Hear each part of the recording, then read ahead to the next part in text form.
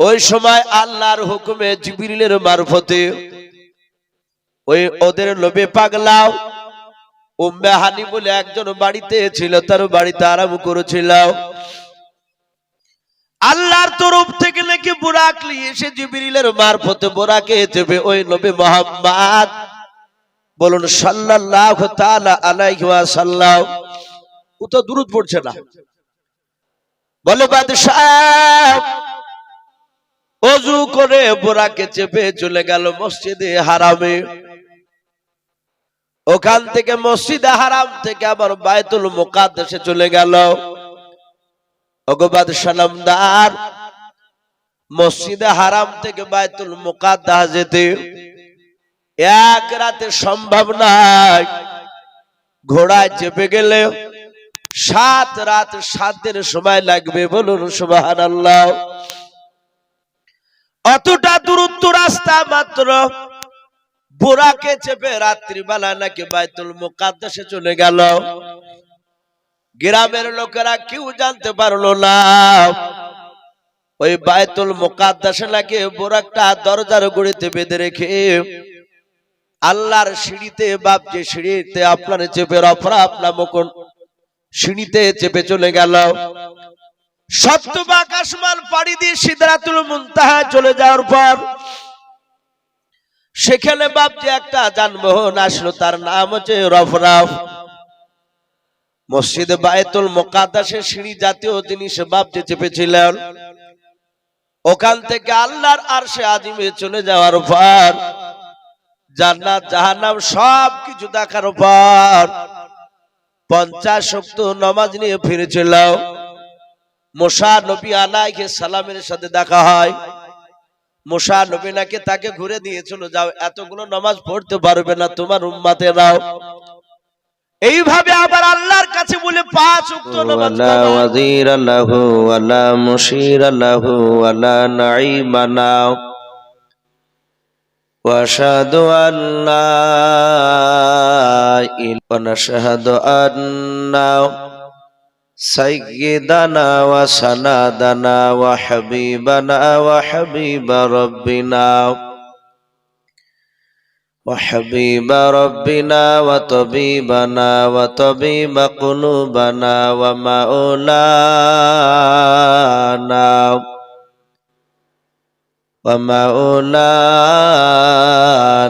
محمدا عبده ورسوله. أعوذ بالله من الشيطان الرجيم.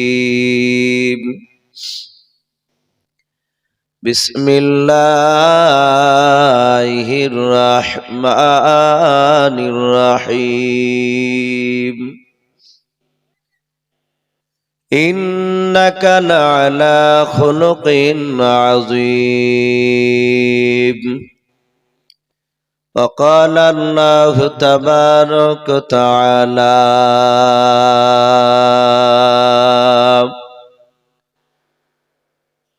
وما أرسلناك إلا رحمة للعالمين. وقال الله تبارك وتعالى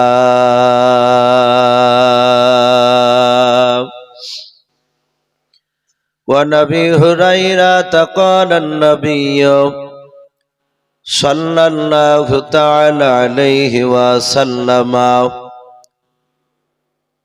إن الله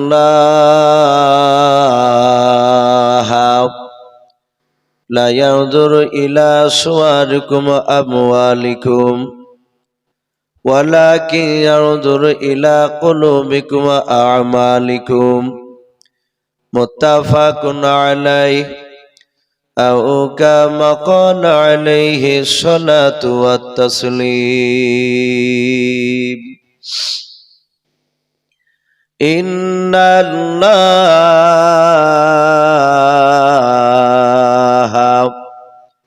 وملائكته يصلون على النبي يا أيها الذين آمنوا صلوا عليه وسلموا تسليما محبت সবাই দুরূদ ইব্রাহিম পড়ুন আল্লাহুম্মা সাল্লি আলা মুহাম্মাদি ওয়া আলা আলি মুহাম্মাদ কামা সাল্লাইতা আলা ইব্রাহিম ওয়া আলা আলি ইব্রাহিম ইন্নাকা হামিদুম মাজিদ আল্লাহুম্মা বারিক আলা মুহাম্মাদি ওয়া আলা আলি মুহাম্মাদ কামা বারাকতা আলা ইব্রাহিম ওয়া আলা আলি ইব্রাহিম ইন্নাকা হামিদুম মাজিদ সাল্লাল্লাহু তাআলা আলাইহি ওয়াসাল্লাম। ভাই, যারা রাস্তায় আমরা ঘোরাফেরা করছি, খাস করে এই জালসা যারা কমিটি ভাই, রাত্রি অনেক হয়ে গিয়েছে। এত গভীর রাত্রিতে দরকার মানুষ এই জালসার মাহফিলে বসে থাকা সম্ভব নয়। অনেকে চলে গিয়েছেন, হয়তো মুসলিমে কিছু মানুষ এই গ্রামের বাহিরকার কিছু আছে। ভাই, আপনারা আসুন, যারা জালসা কমিটি ভাই, যেহেতু এখন আর সেরকম আপনাদের কাজে চাপও নেই, একটু দয়া করে আমরা সকলেই প্যান্ডেলের ভিতরে আসি ভাই। কমসে কম আমরা দোয়াতে তো শরীক হবে ইনশাআল্লাহ। একটু গুছিয়ে আসি, কিছুক্ষণ কথা আলোচনা করে ইনশাআল্লাহ দোয়া হবে। আমরা সকলেই জানি বাপজি, সারা পৃথিবীর শ্রেষ্ঠ রাসূল সাল্লাল্লাহু তাআলা আলাইহি ওয়াসাল্লাম তিনি দুনিয়াতে আর বেঁচে নেই। এসেছিলেন 63 বছর বয়সে, দুনিয়ার বুক থেকে বিদায় নিয়ে চলে গিয়েছে। নবী আমার যখন মৃত্যুর শয্যায় ছটফট করছিলেন, নবীর সবচেয়ে কাছের দিওয়ানা, নবীর সবচেয়ে কলিজার টুকরা বিটি মা ফাতেমাতু জোহরা রাদিয়াল্লাহু তাআলা আনহা উনি রাসূলুল্লাহর কাছে বসেছিলেন। নবীজির কপালগুলো ফাতেমা হা দিয়ে দিয়ে একটু আস্তে আস্তে করে বাপজি, যাকে টিপা বলি আমরা, টিপছিলেন। কপালে চুলগুলো টানছিলেন। নবী বললেন, ওগো ফাতেমা, তুমি কাঁদছো কেন? ফাতেমা বললেন, আব্বাজান, আপনার খুব কষ্ট হচ্ছে, আপনি চলে যাবেন। আমি যে আপনার কলিজার টুকরা বেটি, আপনাকে না দেখলে থাকতে পারি না। বিশ্বনবী ফাতেমাতু জোহরা রাদিয়াল্লাহু তাআলা আনহাকে মা ছাড়া ডাকতেন না, বলুন সুবহানাল্লাহ। সবসময় মা, জননী বলে ডাকতেন। আমরা দেখেন অনেক সময় বিটিদেরকে অনেকে জননী বলে ডাকে, সোনা মা আমার, যারা বিটিকে ভালোবাসে। আবার অনেক জানোয়ারও আছে বাপজি, দেখতে মানুষের মতো, ভেতরটা পশুর চেয়েও খারাপ। অনেকে হাসপাতালে, নার্সিং হোমে তার স্ত্রীর বিটি সন্তান হয়েছে শুনে আর ভিতরে যায় না, বাইরে থেকে পালিয়ে যায়। এরকম কোলাঙ্গারও বাপ আছে। নবী বলেছেন যে বাড়িতে বিটি জন্ম নেয়, সে বাড়িতে রহমত বর্ষিত হয়, বলুন সুবহানাল্লাহ। আমার বিশ্ব নবী ফাতেমাকে মা ছাড়া ডাকতেন না। নবী বললেন, মা ফাতেমা, তুমি কেঁদো না, তুমি একটু হাসো মা, তোমার চোখের পানি আমি সহ্য করতে পারি না। রাসূলুল্লাহর জীবনীতে পাওয়া যায়, ফাতেমার বয়স যখন বাপজি মাত্র 2.5 বছর, ওই সময় খাদিজা যে কোনো কারণবশত ফাতেমাকে একটা থাপড় মেরেছিল, চড় মেরেছিল। আমার বিশ্ব নবীজির কলিজার টুকরা বেটি বাড়ির দরজায় দাঁড়িয়ে তাকিয়েছিলেন যে কখন আমার আব্বু আসবে। নবী কলমার দাওয়াত দিয়ে বাড়ি ফিরলেন, দেখছেন দরজার গুড়িতে দাঁড়িয়ে ফুফরে ফুফরে কাঁদছে ফাতেমাতু জোহরা রাদিয়াল্লাহু তাআলা আনহা। বয়স কত বলেছিলাম? 2.5 বছর। আল্লাহর নবী বলেন, ওগো মা ফাতেমা, ওগো মা, তুমি কাঁদছো কেন? তোমাকে কে কি বলেছে বলো? ফাতেমা তো জোহরা রাদিয়াল্লাহু তাআলা আনহা নবীজির গলাটা ধরে বাপজি গালে চুমা দিয়ে বলেন, আব্বা, আমার মা খাদিজাতুল কুবরা আমাকে মেরেছে, আমার গালে থাপ্পড় মেরেছে। আল্লাহ রাসূল ফাতেমাকে বাপজি বুকের সাথে জড়ে ধরে নবীজির জিভটা বের করে ফাতেমার গালে যেখানে চড় মেরেছিল খাদিজাতুল কুবরা, গালে 5টা আঙ্গুলের দাগ বসেছিল। আল্লাহর নবীজি জিভ দিয়ে বাপজি গালের জায়গা, লাল হওয়া জায়গাটা বাপজি নেড়ে দিলেন। নবীর বরকতময় জিভের আঘাতে বাপজি না জেগে জিভের বাপজি লালায় খাদিজাতুল কুবরার চড়ের বাপজি ব্যথা ফাতেমার গাল থেকে তাড়াতাড়ি বাপজি আপনার ভালো হয়ে গেল। আল্লাহর নবী কাঁদেন আর বলেন, ওগো খাদিজা,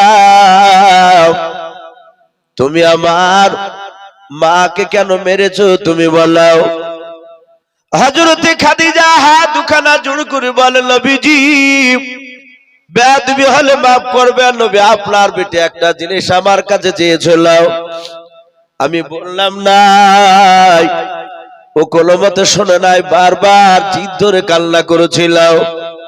আমি রাগে সামলাতে না পেরে, আমি হাজার হলো তো আমি মানুষ, রাগ সামলাতে না পেরে আপনার মা ফাতেমার গালে আমি একটা চড় মেরে দিয়েছি নবী। আমি আর জীবনে কোনোদিন মারা তো দূরের কথা, খাদিজার চেহারার দিকে আমি চোখটা রাঙা করে তাকাবো না। আল্লাহর নবী বলেন, ওগো খাদিজা, 6 মাস বয়সে আমি যখন মার পেটে ছিলাম, ওই সময় আমার আব্বা জান ইন্তেকাল করেছে রে খাদিজা। 6 বছর বয়সে আমার জন্ম, দক্ষিণে মা আমিনা বেঁচে নাই, আমিনা চলে গিয়েছে। ওরে খাদিজা,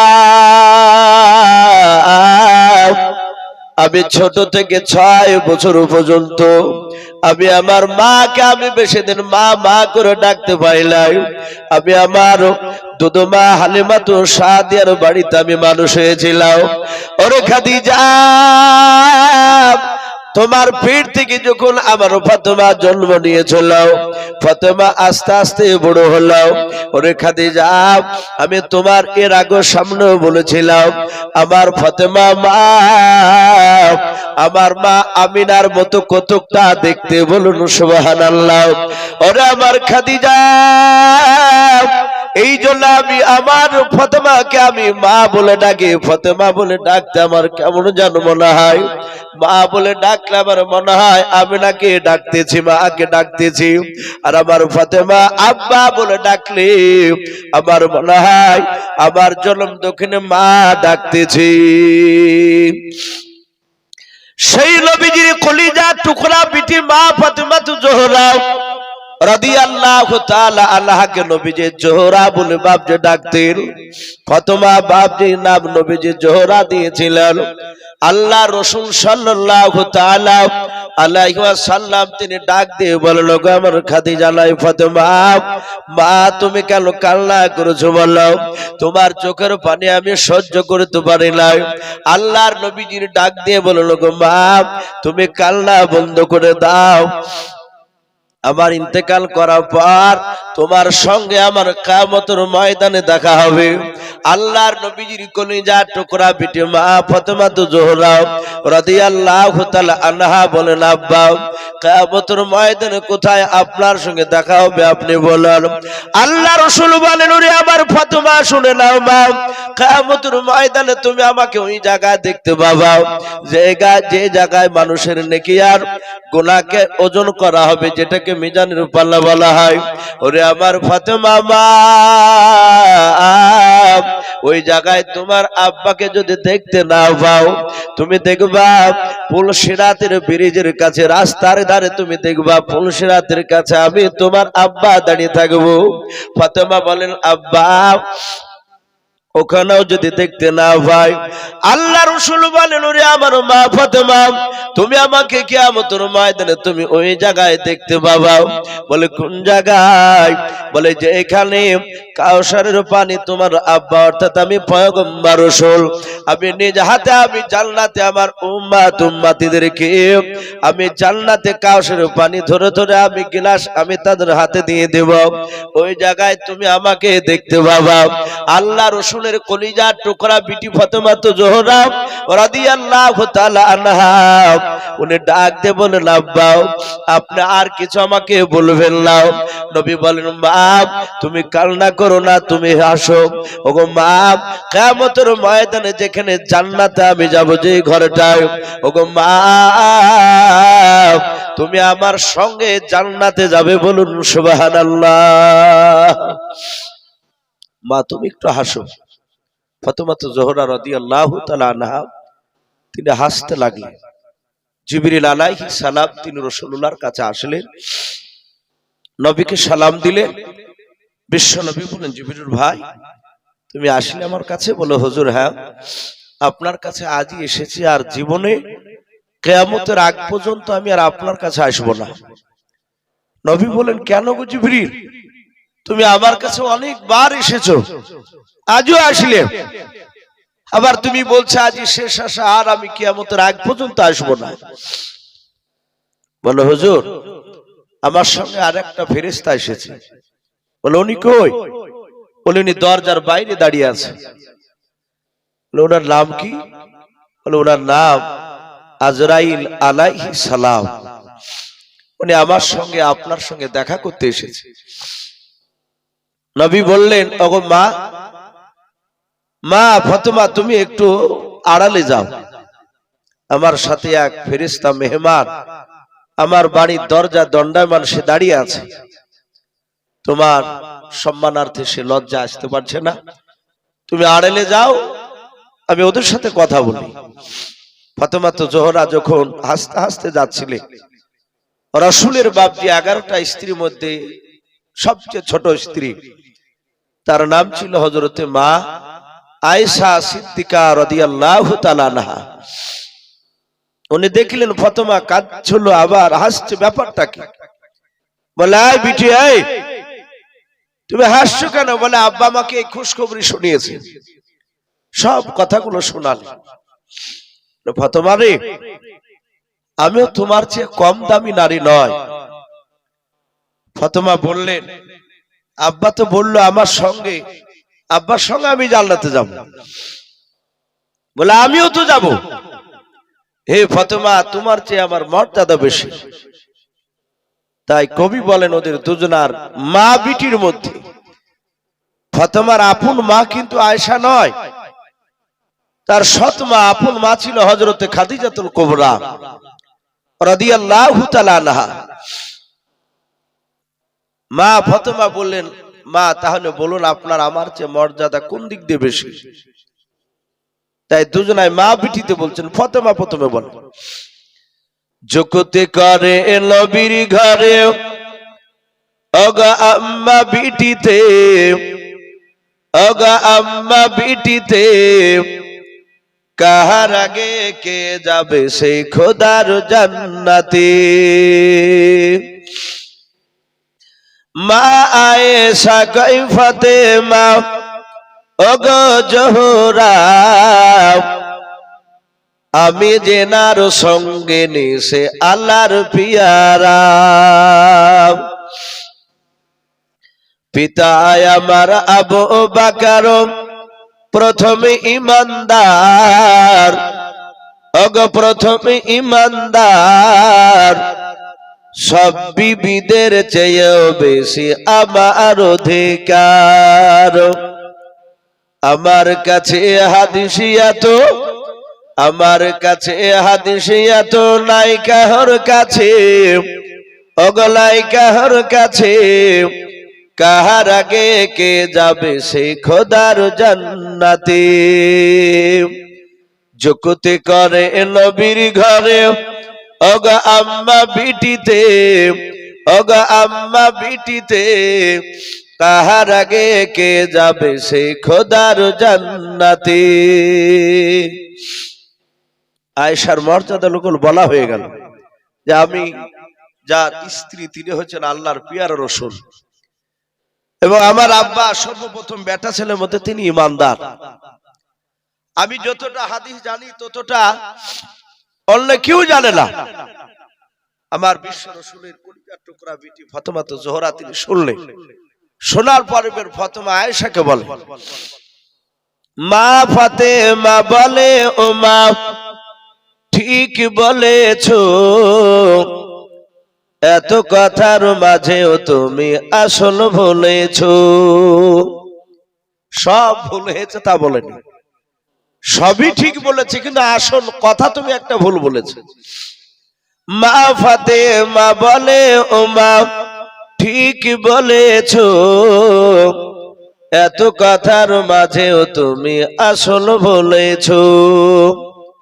তোমার কাছে হাদিসে আছে, তোমার কাছে হাদিসে আছে, আছে বিপুল গুণ, নাই যে তোমার আছে আমার নবীর দেহের খুন। কেমন স্বামীর খুনকে তুমি রাখবে পিছেতে, অগো রাখবে পিছেতে, তোমার আগে জান্নাত যাব আব্বাজান নবী বলেন যে যুক্তি করে নবীর ঘরে, অগো আম্মা বিটিতে, অগো আম্মা বিটিতে, কাহার আগে কে যাবে সেই খোদার জান্নাতে। ভাই আমরা সবাই রাত্রি অনেক হয়েছে, বাপজি আর একবার দুরূদ ইব্রাহিম পড়ে নি। আল্লাহুম্মা সাল্লি আলা মুহাম্মাদি ওয়া আলা আলি মুহাম্মাদ কামা সাল্লাইতা আলা ইব্রাহিম ওয়া আলা আলি ইব্রাহিম ইন্নাকা হামিদুম মাজিদ। আল্লাহুম্মা বারিক আলা মুহাম্মাদি ওয়া আলা আলি মুহাম্মাদ কামা বারাকতা আলা ইব্রাহিম ওয়া আলা আলি ইব্রাহিম ইন্নাকা হামিদুম মাজিদ। সাল্লাল্লাহু তাআলা আলাইহি ওয়াসাল্লাম। শ্রদ্ধেয় জনাব বাপজি, আজকের এই সভার যোগ্যতম নির্বাচিত বাপজি অনেক জায়গায় শিশির বেলায় দেখতে পাই, শুধু এখানে বলে নয়, গতকাল আমাদের ডমকল এলাকায় বাগডাঙ্গাতে ছিলাম, আমিও ছিলাম, মুফতি নাজমুল হক সাহেব যে বক্তব্য দিলেন আপনাদের এখানে উনিও ছিলেন, ওখানেও বাপজি শেষের দিকে। তো যাই হোক, প্রায় জায়গাতে দেখি যারা বিজ্ঞাপিত সভাপতি হয়, হ্যান্ডবিলে যাদের নাম দেখতে পাওয়া যায়, তারা কিন্তু শেষ পর্যন্ত বাপজি থাকে না। তাদেরকে দেখা যায় ওই রাত্রি 8টা, খুব জোর বেশি বেশি হলে 9টা পর্যন্ত থেকে যে কোনো কায়দা করে বেরিয়ে পালিয়ে যায়। কিন্তু ওটা উচিত নয়। উচিত যে বাপজি যাকে সভাপতি করা হবে সে লাস্ট পর্যন্ত থাকবে, এবং দরকার হলে শেষ মোনাজাতও ওনার দ্বারা হয়তো করতে হতে পারে। তো যাই হোক, বর্তমান যিনি কে সভাপতি আমি হ্যান্ডবেল দেখিনি ভাই, কিন্তু বর্তমান যিনি এখন বসে আছে সভাপতি জায়গায়, তার পরপরই সম্মানিত ওলামে কেরাম, আমার সমবয়স্ক ভাইয়েরা, বাপজিরা, পর্দার আড়ালের মা বোনেরা, সকলকে জানাই আমার বুক ভরা ভালোবাসা সালাম। আসসালামু আলাইকুম ওয়া রাহমাতুল্লাহি ওয়া বারাকাতুহু। সমস্ত প্রশংসা সে মহান রব্বুল আলামিনের জন্য, যে মহান রব্বুল আলামিন আমাদেরকে বড় ভালোবেসে রহম করে এই কিটকিটে বাপজি ঠান্ডা রাত্রিতে রব্বুল আলামিন এতক্ষণ পর্যন্ত যে বসে রেখেছেন, আমরা বসে থাকতে পেরেছি, তাই মহান রব্বুল আলামিনের দরবারে গভীর রাত্রিবেলায় শুকরিয়া স্বরূপ আদায় করে বলুন আলহামদুলিল্লাহ। আরেকবার প্রাণ ভরে বলুন আলহামদুলিল্লাহ। তারপরে পরে আপনার আমার নবী জনাবে মুহাম্মদ রাসূলুল্লাহ সাল্লাল্লাহু তাআলা আলাইহি ওয়াসাল্লামের উপরে অগণিত দুরূদ ও সালাম বর্ষিত হোক, বলুন আল্লাহুম্মা আমিন। সম্মানিত ভাইরা, আমার বাবা জীবনেরা, আলোচনা অনেক শুনলেন। আমি রাসূলুল্লাহর বাপজি ইন্তেকালের কিছু কথা সালাম দেওয়ার আগে বাপজি বলেছে, আমরা সকলেই জানি সারা পৃথিবীর শ্রেষ্ঠ নবী, রহমতের নবী, মায়ার নবী, দয়ার নবী জনাবে মোহাম্মদ রাসূলুল্লাহ সাল্লাল্লাহু আলাইহি ওয়াসাল্লাম তিনি বাপজি উম্মতে মুহাম্মদীর জন্য এখনো বাপজি কাঁদছে। সে রওজাতুল মানুওয়ারায় নবীজি জিন্দা অবস্থাতেও কেঁদেছে। এই নবী আমাদের কলেমার দাওয়াত দেওয়া, খুব কষ্ট করে বাপজি কলেমার দাওয়াত নবী দিয়েছে। আর আমরা সেই কলেমার দাওয়াত বাপজি আমরা অমনি অমনি পেয়ে গিয়েছি। আমরা কোনো পরিশ্রম করি নাই বাপজি দিনকে আনার জন্য, সাহাবারা করেছিলেন। আপনারা যেমন বসে আছেন, সাহাবারা নবীর কাছে তারা নিজের জান মাল সব সঁপে দিয়েছিলেন। বলুন আলহামদুলিল্লাহ। তারা নবীর দরবারে গিয়ে আর বাড়ির দিকে চিন্তা করতেন না। ওরা ভাবতেন যে এখান থেকে যদি নবী বলে দেয় যে যুদ্ধের ময়দানে চলে যাও, তো সাহাবারা চলে যেতেন। মসজিদের সাহাবা, নববীতে সাহাবাদেরকে নিয়ে বসে আছে। আল্লাহ রাসূল সাহাবাদের দিকে তাকিয়ে বলল, গো সাহাবারা, আমাকে পূর্ণাঙ্গ দিন দিয়ে পাঠিয়েছেন আল্লাহ, আমার পরে আর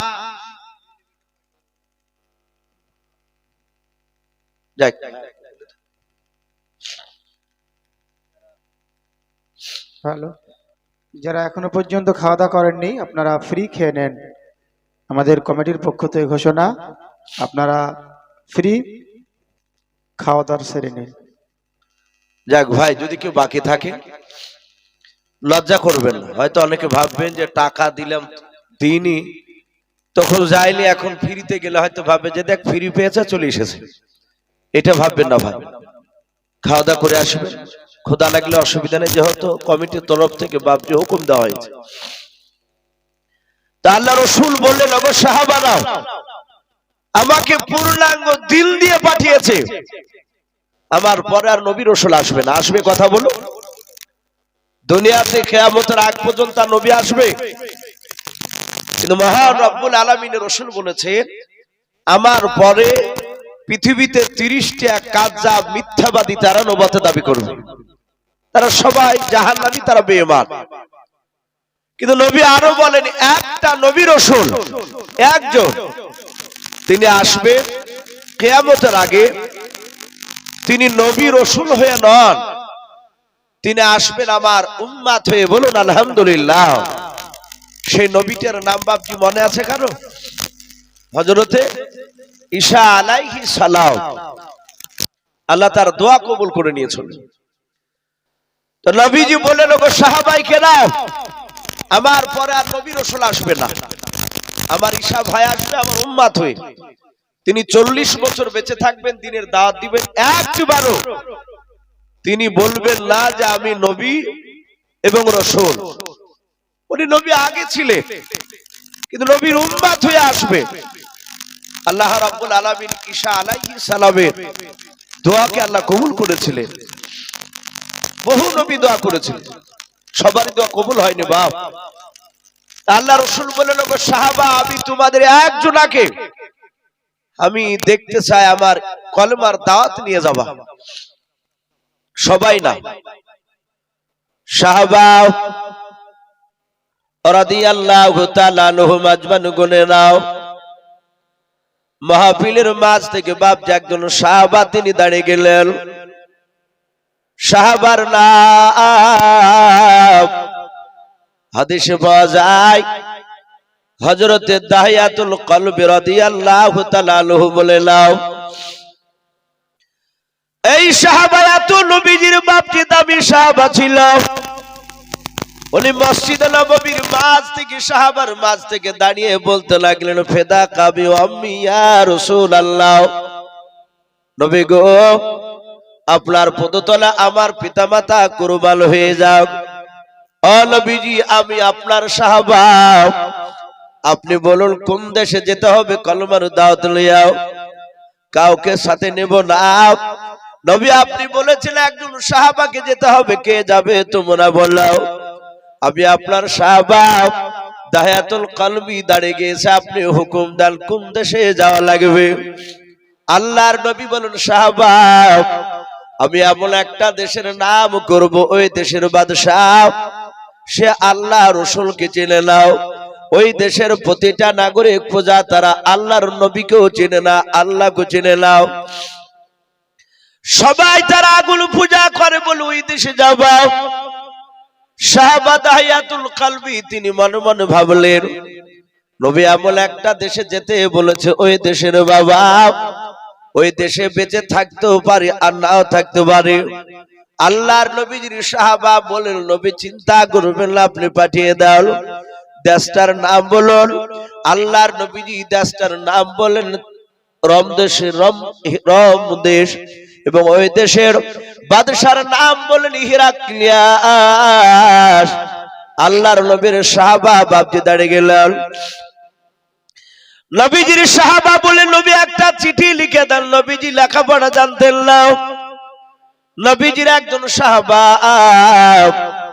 আব্দুল্লাহ বিন মাসউদ রাদিয়াল্লাহু তাআলা আনহুকে দিয়ে চিঠিখানা বাপজি লিখে নিলেন।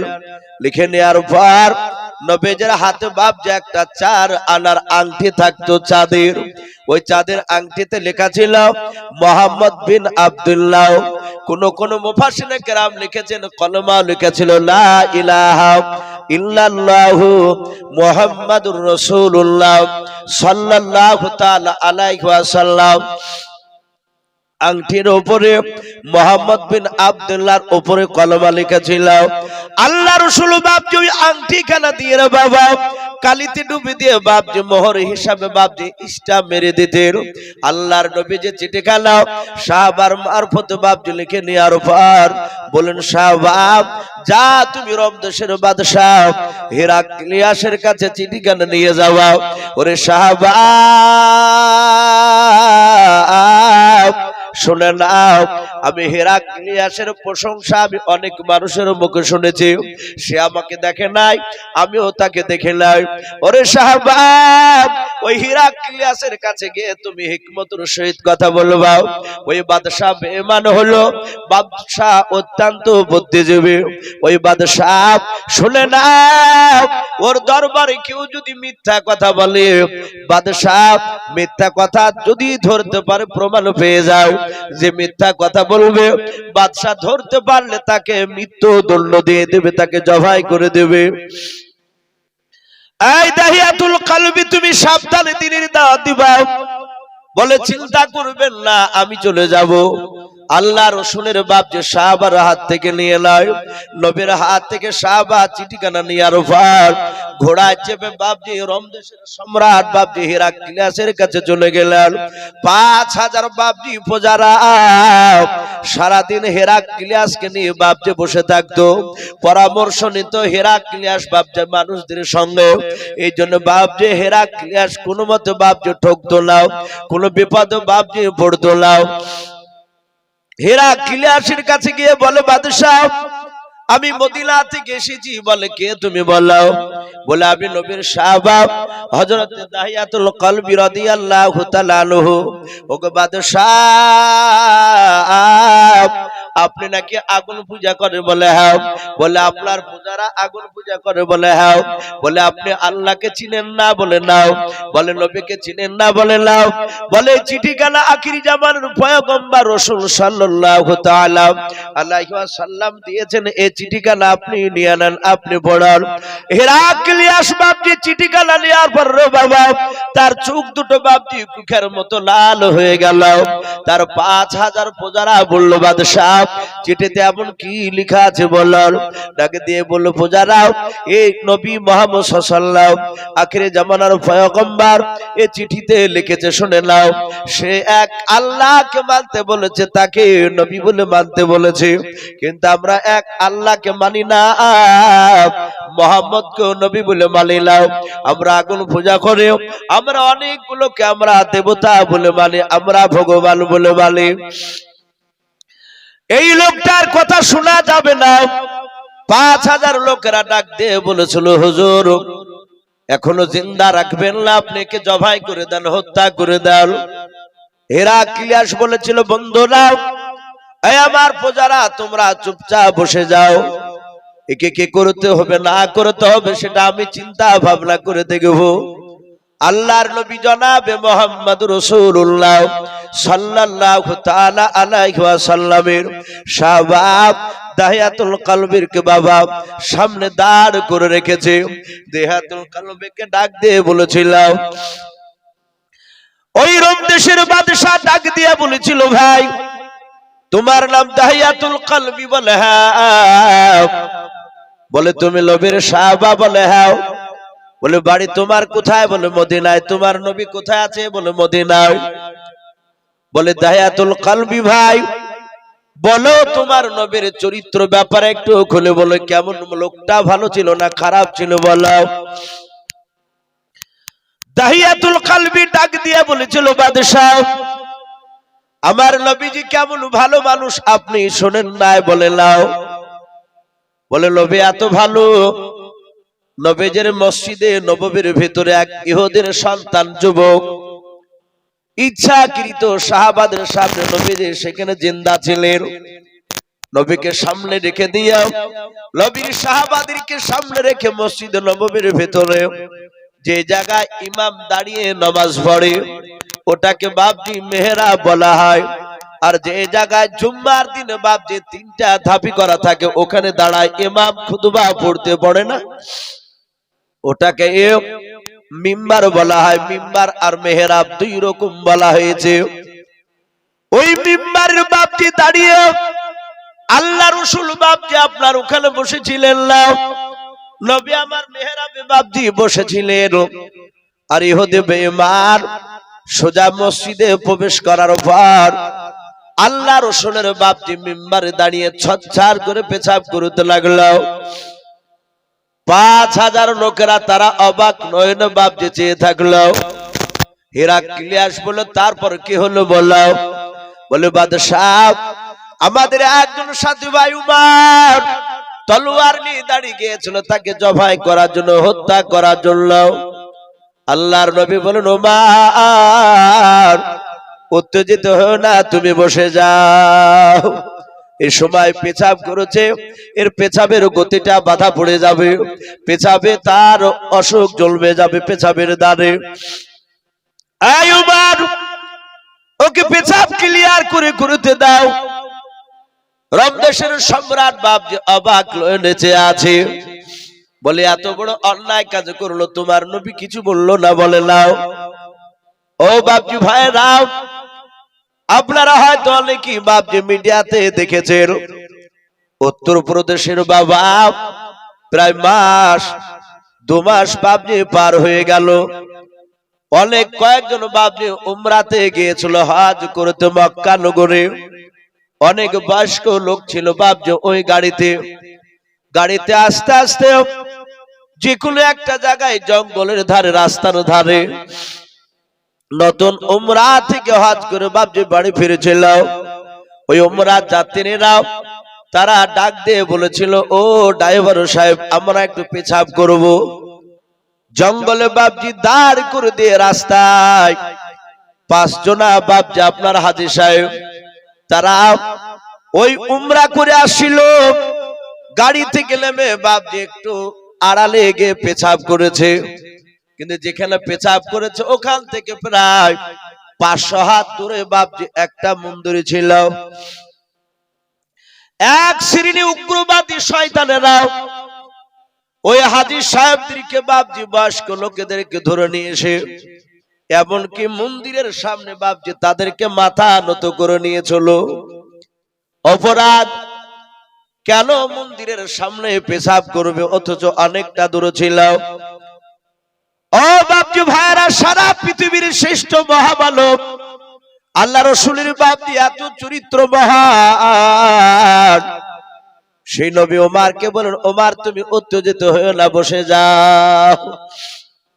ওমর বসে বলল, ইহুদির সন্তান ভালো করে পেছাব করে বাবজি বেরিয়ে সোজা চলে যাচ্ছে।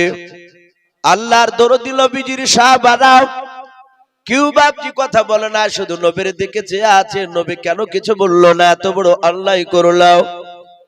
আল্লাহ রাসূল ডাক দিয়ে বলে, ইহুদি বাবা, ইহুদির সন্তান দাঁড়িয়ে বললেন, আপনি আমাকে ডাকলেন? বলে হ্যাঁ। আল্লাহর নবী যে কাছের ইশারা করে ডেকে বললেন, বাবা তুমি কি জানতাক না এটা পবিত্র মসজিদ ঘর?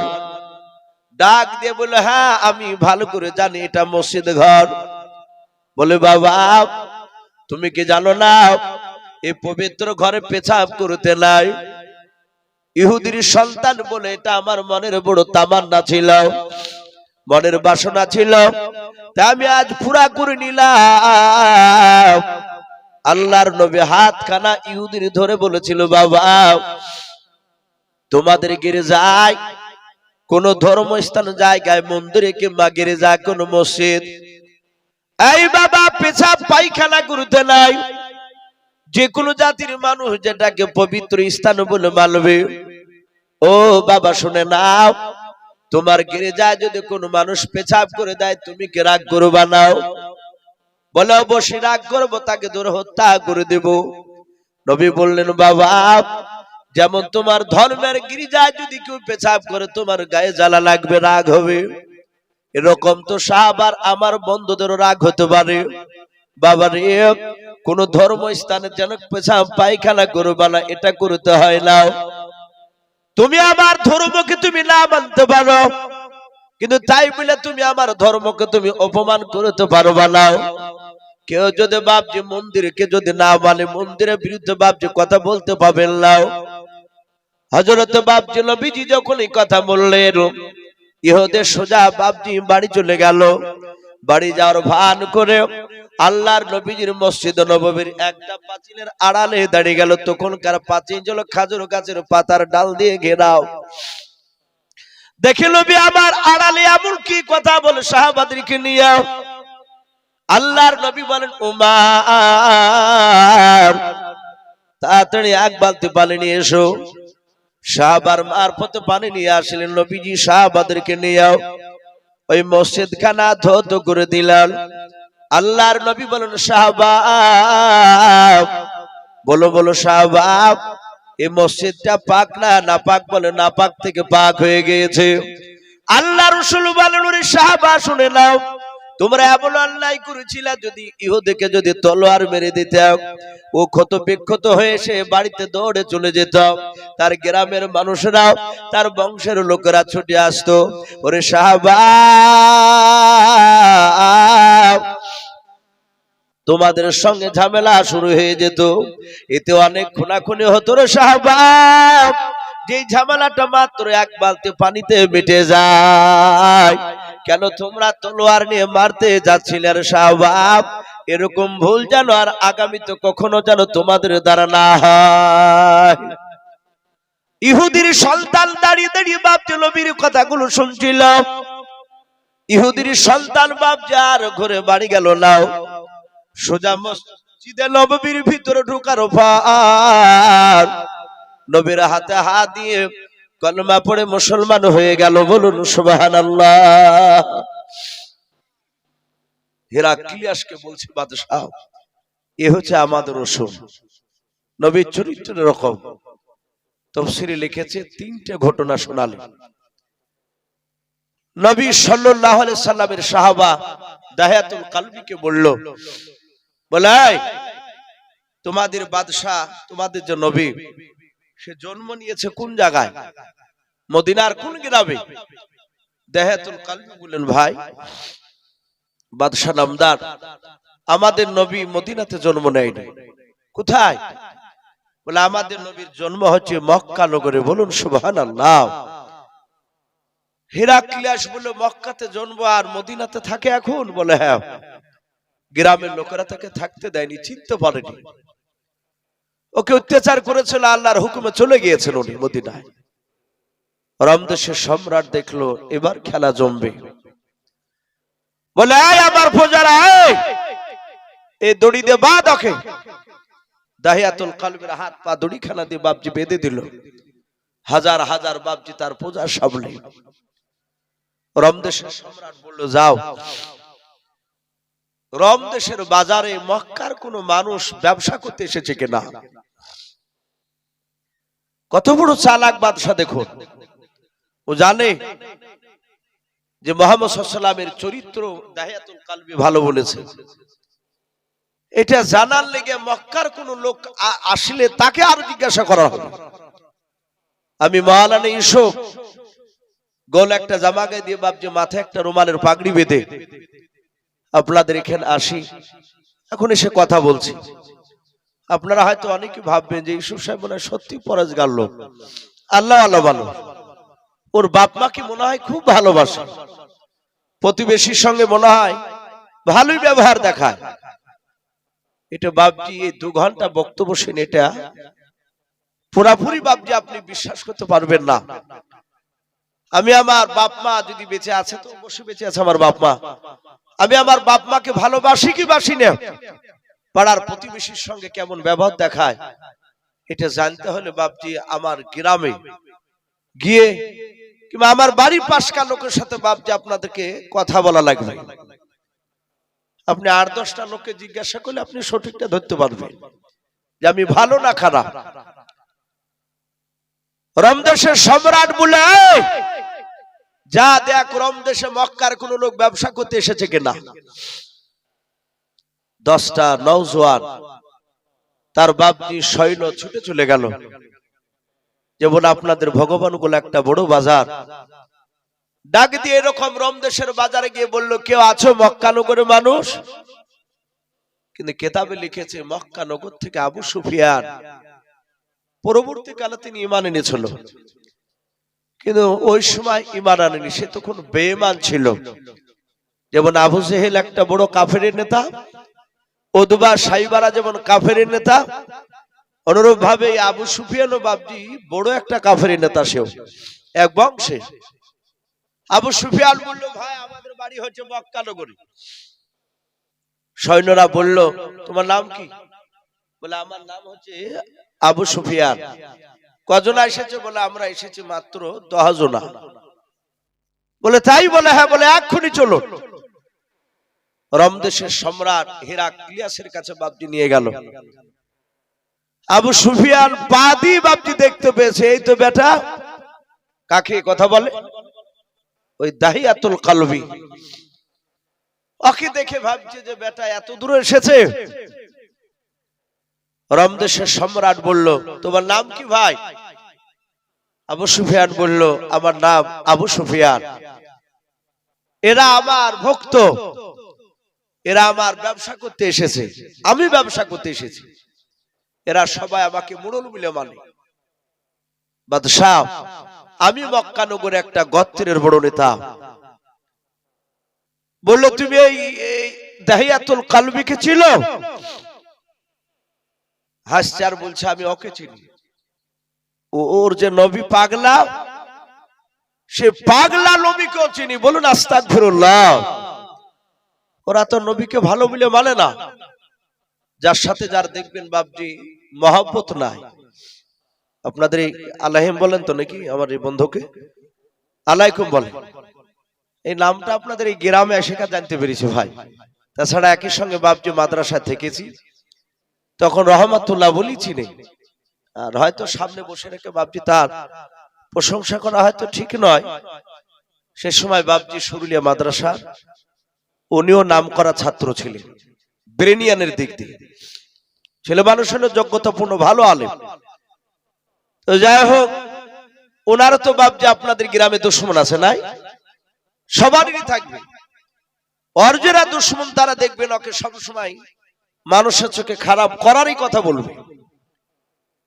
এই আবু সুফিয়ান বলল, ও পাগলা, ইও পাগলা, ওর যে নেতা যার কথা নিয়ে এসেছে সেও পাগলা। বলে তাই? বলে হ্যাঁ। বলে যে পাগলা বলছো তুমি, আর ওর নবীর ভালো প্রশংসা করেছে, আর নবী নাকি খুব ভালো ছিল। আবু সুফিয়ানকে বলছে, তোমার বাড়ি মক্কা নগরে? বলে হ্যাঁ। বলে ওর নবীর চরিত্র ব্যাপার তোমার কিছু জানা আছে?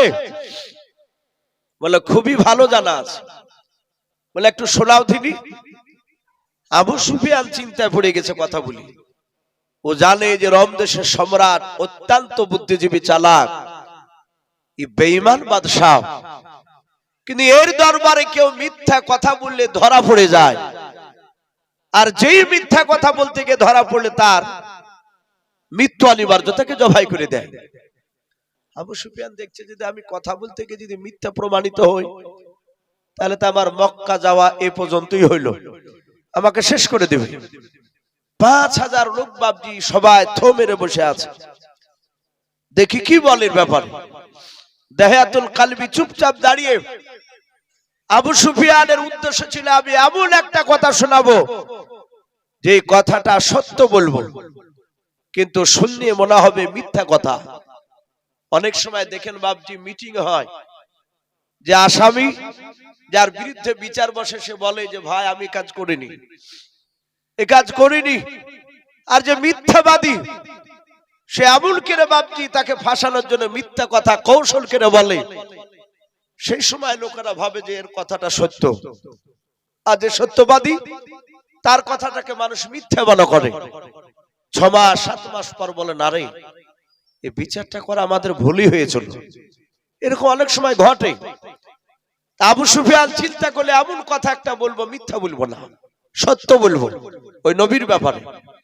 কিন্তু শুনে যেন বাদশাহ মনে করে এটা মিথ্যা কথা। প্রমাণ করতে পারলি, বাদশাকে মিথ্যা একটু বুঝাতে পারলি, ওই বেটাকে জবাই করে দিবি। ওই দাহিয়াতুল কলবি নবীর সাহাবা বলে, আবু সুফিয়ান বলে বাদশাহ ওদের নবী কেমন মিথ্যাবাদী নবী ছিল শুনুন। আমি আবু সুফিয়ান, আমি মক্কা নগরে একজন নামি দামি মানুষ, আমাকে ছাড়া মিটিং হয় না। ওর ব্যক্তিগত প্রশংসা করছে। ওরে বাদশাহ, ওর নবী মক্কা নগরে ছিল তখন মদিনাতে যাই নাই। শুনেন বাদশাহ, ওর নবীর তখন বয়স মাত্র বাপ যে আপনার প্রায় 49 বছর, কেউ বলেছেন 53 বছর। ওই সময় আল্লাহর হুকুমে জিবরিলের মারফতে ওই ওদের নবী পাগলা উম্মে হানি বলে একজন বাড়িতে ছিল, তার বাড়িতে আরাম করেছিল। আল্লাহর তরফ থেকে নাকি বুরাক নিয়ে এসে জিবরিলের মারফতে বুরাকে চেপে ওই নবী মুহাম্মদ বলুন সাল্লাল্লাহু তাআলা আলাইহি ওয়াসাল্লাম, ও তো দুরূদ পড়ছে না, বলে বাদশাহ ওযু করে বুরাকে চেপে চলে গেল মসজিদে হারামে। ওখান থেকে মসজিদে হারাম থেকে আবার বাইতুল মুকাদ্দাসে চলে গেল। ওগো বাদশাহ নামদার, মসজিদে হারাম থেকে বাইতুল মুকাদ্দাস যেতে এক রাতে সম্ভব নয়। ঘোড়ায় চেপে গেলে 7 রাত 7 দিন সময় লাগবে, বলুন সুবহানাল্লাহ। অতটা দূরত্ব রাস্তা মাত্র। বুরাকে চেপে রাত্রিবেলা নাকি বাইতুল মুকাদ্দাসে চলে গেল। গ্রামের লোকেরা কেউ জানতে পারলো না। ওই বাইতুল মুকাদ্দাসে নাকি বুরাকটা দরজার গুড়িতে বেঁধে রেখে আল্লাহর সিঁড়িতে বাপ যে সিঁড়িতে আপনার চেপে রফরাফ নামক সিঁড়িতে চেপে চলে গেল। সপ্তম আসমান পাড়ি দিয়ে সিদরাতুল মুনতাহা চলে যাওয়ার পর সেখানে বাপ যে একটা যানবাহন আসলো, তার নাম হচ্ছে রফরাফ। মসজিদে বাইতুল মুকাদ্দাসে সিঁড়ি জাতীয় জিনিস বাপ যে চেপেছিলেন, ওখান থেকে আল্লাহর আরশে আজিমে চলে যাওয়ার পর জান্নাত জাহান্নাম সব কিছু দেখার পর 50 ওয়াক্ত নামাজ নিয়ে ফিরেছিল। মুসা নবী আলাইহিস সালামের সাথে দেখা হয়। মুসা নবী নাকি তাকে ঘুরে দিয়েছিল, যাও এতগুলো নামাজ পড়তে পারবে না, তোমার উম্মতেরাও। এইভাবে আবার আল্লাহর কাছে বলে 5 ওয়াক্ত নামাজ কমাই। এইভাবে আবার মুসা নবীর কাছে আসে, আবার ঘুরিয়ে দেয়। এভাবে কমাতে কমাতে 45 ওয়াক্ত নামাজকে মাইনাস করে দিয়ে 5 ওয়াক্ত নামাজ নিয়ে মক্কাতে এসেছে। ওগো হেরাক্লিয়াস, গোটা রাত্রিতে ও বাইতুল মুকাদ্দাস থেকে আবার মসজিদে হারাম থেকে যে বাড়িতে শুয়েছিল সেই বাড়িতে চলে গেল। মক্কার কোন মানুষ কেউ জানতে পারলো না। ওগো বাদশাহ, ওই দাহিয়াতুল কালবির মতো যারা পাগলা তারা সবাই তাদের নবী পাগলাকে মানে, কিন্তু আমরা বুদ্ধিজীবী, আমরা তার কথাকে মানি না। বাদশাহ, এটা কি সম্ভব এক রাত্রিতে পৌঁছানো? বলে হতেই পারে না। অথচ আল্লাহ বলছেন আমি বোরাকের এত গতি দিয়েছিলাম, নবীর বোরাকটায়, নবী যে বোরাকে চেপেছিলেন, বোরাকের সামনেকার পা এইভাবে তুলে পা যেখানে ফেলবে, বিশ্ব নবী বলেন মানুষের চোখের নজর যত দূর যাবে তত দূরে বাপজি ওই বোরাকের পায়ের ধাপ গিয়ে পড়বে। বলুন সুবহানাল্লাহ। এত গতি, বলে এত মিথ্যা। আবু সুফিয়ান বলল আমি মিথ্যা কথা বলি নাই, আমি সত্য কথা বলি। আমরা মানিনি, ওদের নবী বাণী বলে কথা বলেছে। আপনি জিজ্ঞাসা করুন আমি যে কথাটা শোনালাম মেরাজের ঘটনা, চল পরিমাণ কোন মিথ্যা কথা বলেছে কি? হেরাক্লিয়াস বলে দাহিয়াতুল কালবি, আবু সুফিয়ান যে ঘটনা শোনাল সব সত্য? তোমার নবী এটা বলেছিল? বলে হ্যাঁ। বাদশাহ নামদার আবু সুফিয়ান যে ঘটনা শোনালো, সব ঘটনাটা আমার নবীজি হুবহু বলেছিল, চুল পরিমাণ মিথ্যা কথা বলে নাই। রমদেশের সম্রাট হিরাক্লিয়াস বলে তাহলে তোমরা মিথ্যাবাদী, এত বড় মিথ্যাবাদী নবীর কথা নিয়ে আমাদের দরবারে এসেছো। ও জল্লাদেরা, তাড়াতাড়ি দোজলায় এসে দাহিয়াতুল কালবিকে হত্যা করে দাও, জবাই করে দাও। জাহাত বাপজি মারতে যাবে, আবু সুফিয়ান হাত তালি মেরে মেরে বাপজি আনন্দ করতে লাগলো। আমার মনের বাসনা পূর্ণ হয়ে গেল। নবীজির কলমা দাহিয়াতুল কালবির মারফতে পাঠিয়েছিল, কিন্তু ও জিন্দা যেতে পারলো না। হেরাক্লিয়াস তার কথাকে মানল না। ভালো হয়েছে বলে আবু সুফিয়ান বাপজি তার দলবল নিয়ে বাপজি আপনার হাত তালি মারছিল। জাহাতে জল্লাদের বাপজি দাহিয়াতুল কালবিকে মারতে যাবে, আর পেছন দিকে বাপজি একটা বয়স্ক লোক, তার প্রায় বয়স হয়ে গিয়েছিল বাপজি 80+, কেউ বলেছিল 75। বৃদ্ধ মানুষটা পেছন দিক থেকে বলেছিল বাদশাহ, ওই আবু সুফিয়ান যে কথাটা বললো এই কথাটা মেরাজের ঘটনা বারাহাক সত্য। বলুন সুবহানাল্লাহ। এই বাদশাহ আপনি ওকে মারবেন না। রমদেশের সম্রাট বাপজি এইভাবে চেয়ারটাকে নিয়ে বাপজি ঘুরে পড়লাম। ঘুরে পড়া পর বৃদ্ধ লোকটার কাছে ডাক দিয়ে বলে বাবা তুমি কাছে এসো। বলো বাবা তুমি কে নবীজিকে দেখেছো? বলে দেখে নাই। বলে তুমি নবীজির ব্যাপারে কিছু জানো? বলে কিছুই জানতাম না। বলে তুমি কি দাহিয়াতুল কালবি কে চিনো? বলে না। বলে তাহলে আবু সুফিয়ান যে ঘটনা শোনালো মেরাজের ঘটনা, নবীর এটা সত্যতা তুমি কেমন করে প্রমাণ দিলে? বলো তুমি প্রমাণ দাও, কেমন করে তুমি বিশ্বাস করে নিয়েছ? হাজার হাজার বাপজি তার প্রজারা সবাই তারা চোখ মেরে তাকিয়েছিল। সবাই মিলে বাবা কথাগুলো শুনতে শুরু করে দিল। ওই বৃদ্ধ লোকটা বলেছিল বাদশাহ আপনার দরবারে আপনি আমাকে 15 বছর আগে নিয়ে এসেছেন টাকা দিয়ে কিনে। বলে হ্যাঁ। বলে এই বাদশাহ আমার বাড়ি কিন্তু আপনার হিরাক্লিয়াস বাদশাহ, আপনার রমদেশে আমার বাড়ি নাই। বলে কোথায় বাড়ি আছে? বলে আপনি ভালো করে জানেন আমার বাড়ি ছিল বাইতুল মুকাদ্দাস। ওই বাইতুল মুকাদ্দাস ফিলিস্তিন। ভাই চলে যাব না ভাই, এ দেখেন পুরো 1টা বেজে গেল, 1টাতে ইনশাআল্লাহ শেষ হয়ে যাবে। আমরা আখিরি মুনাজাত নিয়ে বাড়ি যাবো ইনশাআল্লাহ। আমরা যদি এদিকে ঘোরাঘুরি করি তাহলে এসে বসে যায় ইনশাআল্লাহ। দোয়া মূল্যবান জিনিস। বলে বাদশাহ আমি আপনার দেশে 15 বছর আসার আগে আমার বাড়ি ছিল বাইতুল মুকাদ্দাসে, ওই ফিলিস্তিনের মাটিতে। ওগো বাদশাহ নামদার, আমি আপনার দরবারে আসার আগে বাইতুল মুকাদ্দাসের মসজিদের দেখাশোনার দায়িত্ব আমার ছিল। সবাই ইবাদত করে রাত্রিবেলা এশার নামাজ পড়ে বাড়ি চলে যেত। ওরে বাদশাহ,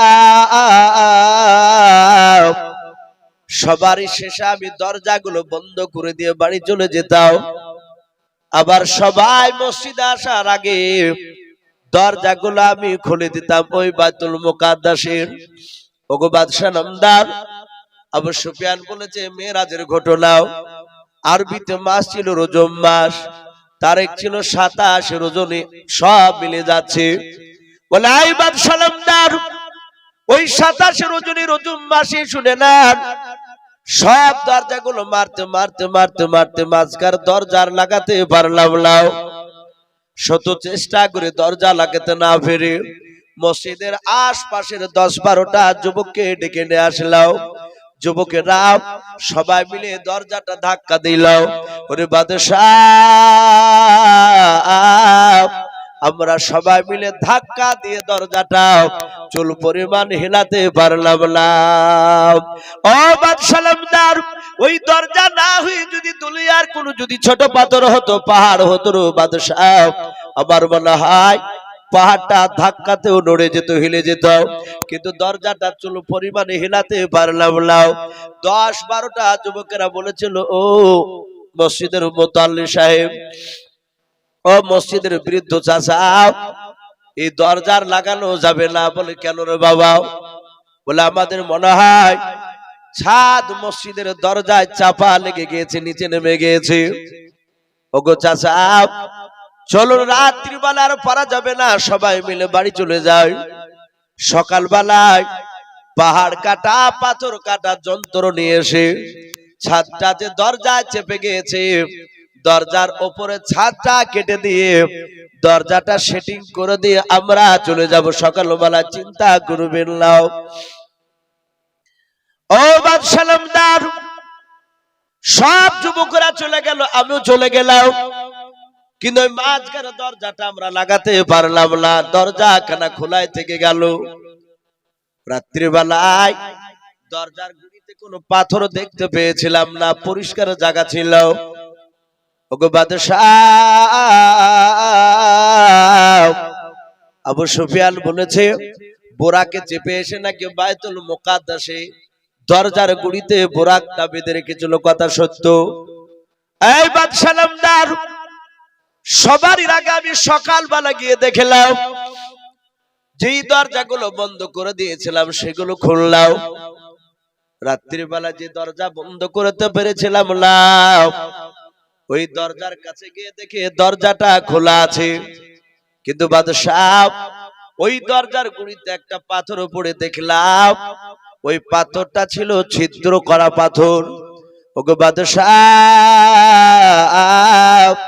ওই দরজার গুড়িতে পাথরের দিকে চারিদিকে লক্ষ্য করে দেখলাম, মনে হলো রাত্রিবেলা দরজার গুড়িতে কোন এক জানোয়ারও বাঁধা ছিল। বলুন সুবহানাল্লাহ। বলে বাবা, তুমি জানলে কেমন করে জানোয়ার বাঁধা ছিল? বলে বাদশাহ, তখন বাইতুল মুকাদ্দাস পাকা ছিল না, মাটির ছিল, নিচটা মাটি ছিল। দরজার গুড়িটা ওই পাথরের কাছে তাকে দেখলাম মাটিতে একটা জানোয়ারের ছাপ লেগে আছে পায়ের। তাই আবু সুফিয়ান বলল বোরাক বাঁধা ছিল, আমার মনে হয় ওই জানোয়ারটা বোরাকটাই হবে। ও বাদশাহ নামদার, এই জন্য আমার অগাধ বিশ্বাস হয়ে গিয়েছে আল্লাহ রসুলের কথাটা সত্য। ও বাদশাহ, আপনি কলমা পড়েন আর না পড়েন, আমি আপনার দরবারে আমি সাক্ষ্য দিয়ে দিলাম। আমি তাহিয়াতুল কলবির হাতে হাত দিয়ে পড়তে লাগলাম কলমা লা ইলাহা ইল্লাল্লাহ। একটু মহব্বতের সবাই পড়ি লা ইলাহা ইলাহা ইল্লাল্লাহ, লা ইলাহা ইল্লাল্লাহ, লা ইলাহা ইলাহা ইল্লাল্লাহু মুহাম্মাদুর রাসূলুল্লাহ সাল্লাল্লাহু তাআলা আলাইহি ওয়াসাল্লাম। পড়ে বাপজি তিনি মুসলমান হয়ে গেলেন। আবু সুফিয়ান দেখলো পুরো গাড়িটা উল্টে গেল। আমি যেভাবে বললাম বাদশাহ মিথ্যা ভেবে নিয়েছিল, কিন্তু এই বৃদ্ধ লোকটা এটা সত্য প্রমাণ করে দিল। আবু সুফিয়ানকে বলল, ভাই এটা মিথ্যা নয়, এই ঘটনা সত্য। বাদশাহ রোম দেশের হেরাক্লিয়াস তার 5000 দলবল নিয়ে ওখানে সঙ্গে সঙ্গে তারা মুসলমান হয়েছিল। বলুন সুবহানাল্লাহ। বাপজি, অনেক সাহাবারা বাপজি দিনের দাওয়াত দিতে গিয়ে জিন্দা ফিরে আসেন, মারা গিয়েছে। নিজের কলিজার টুকরা মা সন্তানকে খুঁজতে গিয়েছে। নবী বললেন, ওগো মা, আপনি ময়দানে কি খুঁজছেন? বলে, আমার সন্তান যুদ্ধের ময়দানে এসেছে। বছর কত? বলে, খুব বেশি নয়, মাত্র 18 বছরের যুবক। হে রাসূল, আপনার দিনকে বাঁচানোর জন্য চলে এসেছে, তাই আমি খুঁজতে এসেছি। আমার ছেলেটাকে পেলে আমি ধরে নিয়ে গিয়ে আমি আমার এলাকায় আমি তার দাফন করব। আমার বিশ্ব নবী বললেন, তোমার সন্তান বেঁচে নাই। বলে, মারা গিয়েছে, শহীদ হয়ে গেছে। আলহামদুলিল্লাহ, আমার ছেলে আপনার কথা অনুযায়ী জান্নাতে যাবে। বলুন সুবহানাল্লাহ। তারা এইভাবে বাপজি দেখতে গিয়েছে। হানজালা রাদিয়াল্লাহু তাআলা আনহর অর্ধাঙ্গিনী বিবি, সে বাপজি লাশ খুঁজতে গিয়েছিল তার স্বামী নাপাক বলে। তার স্বামী যে মারা গেছে সে দুঃখে যায়নি। তারা জানতে যে ইন্তেকাল করলে সশরীরে বাপজি তাকে জান্নাতে দিয়ে দেওয়া হবে। শহীদের এত মর্যাদা। তাই বাপজি রাত্রি প্রায় 1টা বাজতে চললো। আমি আপনাদের সকলকে বলবো, বাপজি রাত একটা বড় আল্লাহর নিয়ামত। ফজরের নামাজ আমরা যদি বাপজি না পড়ি, জালসা যাই শোনেন না কেন, আবার বলা হয় যে কাজ আসবে না। নামাজ খুব গুরুত্বপূর্ণ। নবীজি বলেছেন যে আপনার নামাজ হচ্ছে আমার চোখের শীতল। নামাজ বিহীন কোন মানুষ ইমানদার হতে পারে না। ভাই, আমরা 5 ওয়াক্ত সকলে নামাজ পড়বো, বলুন ইনশাআল্লাহ। আমরা হয়তো পড়ি নাই, তো নামাজ দেখলে বাপজি ভয় লাগে। মানুষ, কিছু মানুষ দেখেন পুলিশকে দেখে ভয় পায় না। ক্যারাম বোর্ড খেলছে কয়েকটা যুবক ছেলে, হঠাৎ করে বাপজি ইদুক ওদিক দৌড়। বলে, কি হলো ভাই, পুলিশ আসছে নাকি? বলে, দেখতে পাবি কিছুক্ষণ পরে। তারপরে বাপজি দেখছে তাবলীগ জামাতের লোক যাচ্ছে। ও তাবলীগ দেখে পালিয়ে যাচ্ছে যে নামাজের জন্য হয়তো টানি নিয়ে যাবে। তাই ভাই এটা পড়তে হবে। যারা জালসা দিয়েছে, চাঁদো মোড়ল, মোশাররফ সাহেব, আরো অনেকে আছে। ভাই, আমি আপনাদের কাছে অপরিচিত নয়। এলাকার ছোট বড় এমন কোন মানুষ নাই যে বাপজি আমাকে চিনে না। আমিও অনেক আপনাদেরকে চিনি, মুখ দেখেই। আপনারা যদি বহরমপুর স্টেশনে বসে থাকেন, এখানকার 100টা লোক এই গ্রামে, আমার মনে হয় 95টা লোককে আমি চিনতে পারবো। এদের বাড়ি কালীনগর, কুপকান্দি এলাকায়। তাই বাপজি, কি নাম আপনার? লালটু শেখ। এই দেখেন ভাই আমার, ওনার স্ত্রী অসুস্থ রয়েছে, তাই উনি 1000 টাকা দিয়েছেন। বলুন মারহাবা। বলেন আরে তাকবীর। আল্লাহ তার দানকে কবুল করুন, বলুন আল্লাহুম্মা আমিন। তো ভাই যাই হোক, আমি বলছিলাম যে আমি 95টা লোককে চিনতে পারবো যে এটা ভগবানগুলার এলাকার মানুষ হবে। তো ভাই আপনারাও ভালোবাসেন আমাকে, আমিও খুব ভালোবাসি আপনাদেরকে। তো যাই হোক, দোয়া হবে। তার আগে বাপজি সকলে জানেন মসজিদের আদায়, যার শেষ ভালো তার সব ভালো। অনেক টাকা বাপজি প্রয়োজন, ঋণ আছে। যদি শেষের বেলা বাপজি কেউ থাকে, 500 200 100 করে। এ দেখেন আব্দুর রহমান, উনি 300 টাকা দিয়েছেন। বলুন মারহাবা। আল্লাহ তার 300 টাকা দানকে আল্লাহ কবুল করুন, আল্লাহুম্মা আমিন। ভাই 1000 করে যদি আমরা 2-5টা দিই, ইনশাআল্লাহ হয়ে যাবে। জি, এ দেখেন এই বাপজির নাম কি? পাঞ্জাব আলী বাপজি আমার 1000 টাকার দাতা। বলুন মারহাবা। বলেন আরে তাকবীর। এই পাঞ্জাব আলী বাপজি আমার কোথায় যে ছিল, শেষের বেলা এসে দেখো 1000 টাকা দিলাও। 1000 টাকা বলে বলা করিও না হে না, নেকের খাতায় মলা লিখিও গো মেলাও। যার সাথে জালিয়াত করিয়াছে দান, দানকে কবুল করো তুমি সবার। আরো দোয়া করি মোলা তাহারও জন্য দেও, সুখে শান্তি রেখো তুমি দুনিয়ার বুকে দেও। আর একজন বেনামিতে বাঁধা তোমার কোথায় এসেছিল, শেষের বেলা এসে দেখো 200 টাকা দিলাম। 200 টাকা বলে বলা করিও না হেলাও, রেখে রে খাতায় বলা লিখে ওগো বেলাও। ওগো বাড়ি দোয়া করি ওগো পাকড়া বানাও, জান্নাতে খেলায় তুমি আগুন বেদান। আল্লাহুম্মা আমিন। নারে তাকবীর। ওগো আল্লাহ, যারা দান করেছে, যারা করতে পারে নাই, তুমি আমাদের সকলকে নবীর চেহারা না দেখে আমাদের মত দিও না। বলুন আল্লাহুম্মা আমিন। ভাই আর কি হবে না ভাই? দুটো 1000 করে ভাই। আর একটু আসে, আমি 5টা লোককে একটু দেখবো ভাই, ইনশাল্লাহ হয়ে যাবে। আর মা বোন আপনারাও 200-100 করে যদি দিব মনে করে, আলহামদুলিল্লাহ আপনারা দিতে পারেন। অনেক মা বোনেরা নাকের কানের সুদে খুলে দেয়। এই দেখেন ভাই আমার, 100 টাকা আল্লাহ তার দানকে কবুল করুন। ওগো মহল্লা, যারা দান করছে, যারা করতে পারে নাই, তুমি তাদের সকলকে হায়াতে তয়্যিবা সেহাতে কুলিয়া দান করো। বলুন আল্লাহুম্মা আমিন। ওগো মহল্লা, এখানে অনেক লোক তোমার ব্যবসায়িক বসে আছে, অনেকে ব্যবসা করতে পারে নাই। আল্লাহ তুমি যারা ব্যবসা করে নিছো, যাদের দ্বারায় তাদের ব্যবসায় বরকত দাও, এবং যারা ব্যবসা করতে পারে নাই তুমি আমাদের তাদেরকে ব্যবসা করার তৌফিক দান করো। বলুন আল্লাহুম্মা আমিন। ভাই আর কি হবে না ভাই? আর 3টা লোক 1000 করে, ইনশাআল্লাহ 5টা হয়ে যাবে ভাই। একটু আসি, কমিটি ভাই রা অনেকে আছে, যেমন চাঁদু মোড়ল, আরো আছে না হয়তো বাপজি করছি না, সামাউন, জয়দুল হক, একই বলি তো বাপজি পরিচিত, জয়দুল হক ওরফে চাঁদু।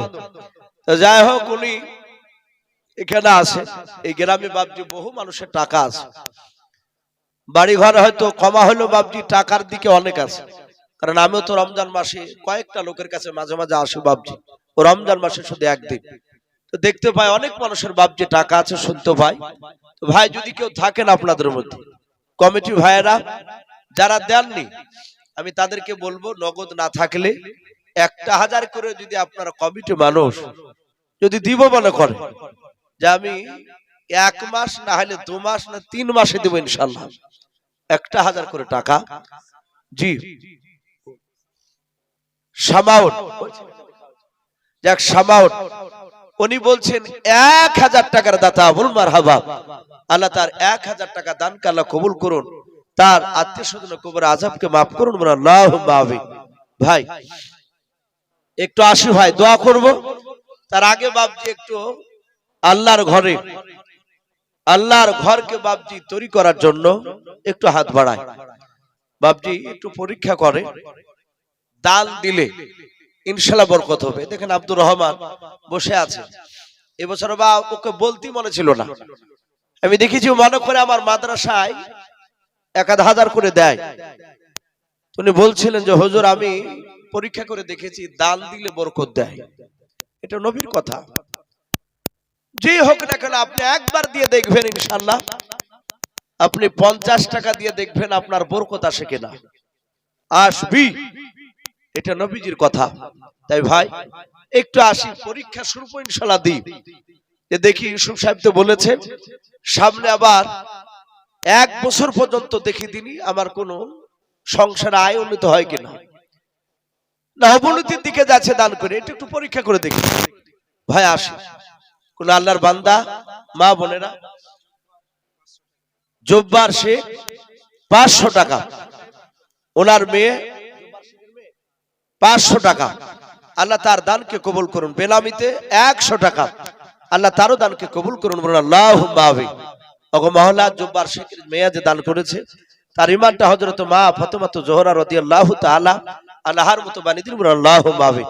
ভাই একটু আসি ভাই, ঝটঝট করে আসি, রাত অনেক হয়ে যাচ্ছে ভাই, একটু আসি। চান্দু ভাই তো বলছেন যে রাত্রি 12টার মধ্যে হয়তো শেষ করার ইচ্ছা ছিল।